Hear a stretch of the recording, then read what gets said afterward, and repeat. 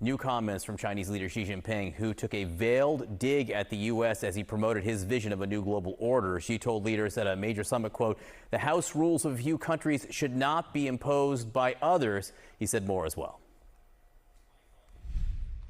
We should advocate for an equal and orderly, multipolar world and a universally beneficial and inclusive economic globalization, and make the global governance system more just and equitable.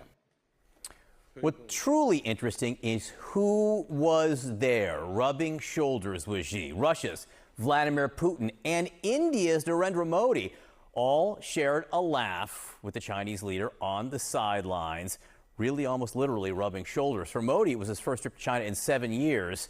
Let's get right to CNN's Ivan Watson, who is in Tianjin, China, with this rather extraordinary summit. Ivan. That's right, and it's wrapping up now. The leaders of countries from across the Middle East and Asia have been gathering in this huge building here, where they boast that they represent nearly 50% of the world's population, starting to see their motorcades leave now, John.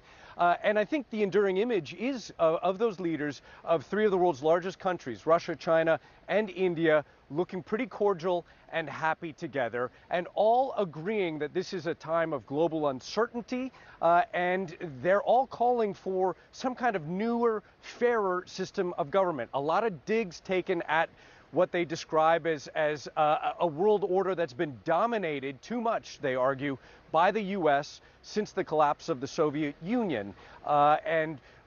Chinese leader Xi Jinping complaining about bullying. The Russian President Vladimir Putin saying that this kind of Atlantic Eurocentric world order, these institutions are outdated.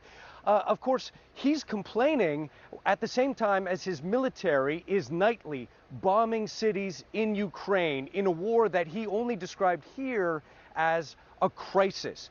It is notable that the Prime Minister of India was here. He skipped last year's Shanghai Cooperation Organization summit, in part, I think, because of the fact that India and China's relations have been pretty bad. About 5 years ago, soldiers from India and China were beating each other to death in skirmishes in a disputed border region in the Himalayas. He's clearly here mending fences and still stinging from the fact that the Trump administration just days ago imposed 50% tariffs on India, much higher than on India's arch rival Pakistan. And that's seen by many Indian experts as stabbing India in the back and a U-turn on decades of growing U.S.-Indian relations.